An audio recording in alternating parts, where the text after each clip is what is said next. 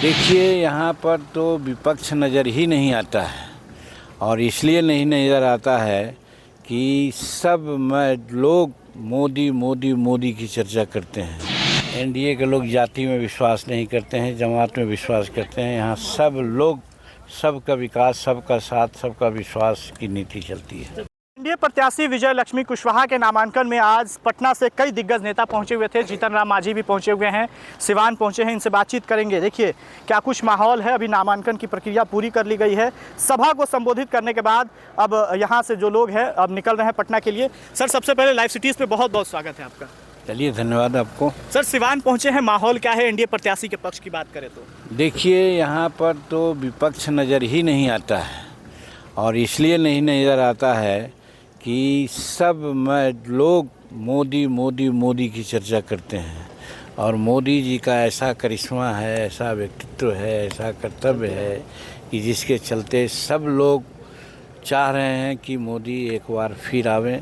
और साथ साथ बिहार में नीतीश कुमार जी का जो सुशासन है वो भी चढ़ कर के बोल रहा है।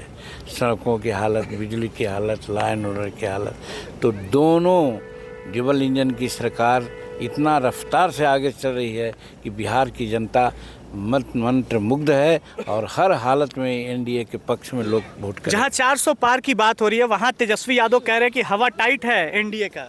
वो तो कहेंगे ही, उनका काम है, लेकिन वो गलतफहमी में है। सर, सिवान से हिना साहब निर्दलीय चुनावी मैदान में है इस बार। हालांकि आरजेडी से बहुत बढ़िया ताल्लुक रहा शुरू से उनका, शहाबुद्दीन साहब का ताल्लुक रहा, क्या कहेंगे इस पर? इस बारे में हम कुछ नहीं कहेंगे, पूछ लीजिए उमेश जी। सर, सिवान में चर्चा हो रही है कि एनडीए में सब कुछ ठीक नहीं चल रहा है। उल्टी बात लोग बोल रहे हैं जी। जहाँ कुछ नहीं है, जहाँ सब कुछ ठीक नहीं चल रहा है, महागठबंधन में सब आपस में मतफुटौल कर रहे हैं, जो आपस में लड़ रहे हैं नेतागिरी के लिए, एक कैंडिडेट दूसरे कैंडिडेट के खिलाफ लड़ रहे हैं। पूर्णिया देखिए, वायनाड देखिए, जहाँ रण छोड़ जी हो रहे हैं, अपना मैदान छोड़ के भाग रहे हैं, तो उनकी बात होनी चाहिए ना, देखनी चाहिए कि वो लोग कुछ नहीं हैं और एनडीए एकदम सशक्त है, यूनाइट होकर के नरेंद्र मोदी जी के नेतृत्व में चुनाव लड़ा। सिवान में स्वर्ण जाति हिना साहब के साथ मजबूती से खड़ा, इस तरह के स्वर्ण जाति के ही लोग कह रहे हैं और कह रहे हैं कि नरेंद्र मोदी के हाथों को मजबूत करेंगी मैडम हिना साहब। देखिए, एनडीए के लोग जाति में विश्वास नहीं करते हैं, जमात में विश्वास करते हैं। यहाँ सब लोग, सबका विकास, सबका साथ, सबका विश्वास की नीति चलती है।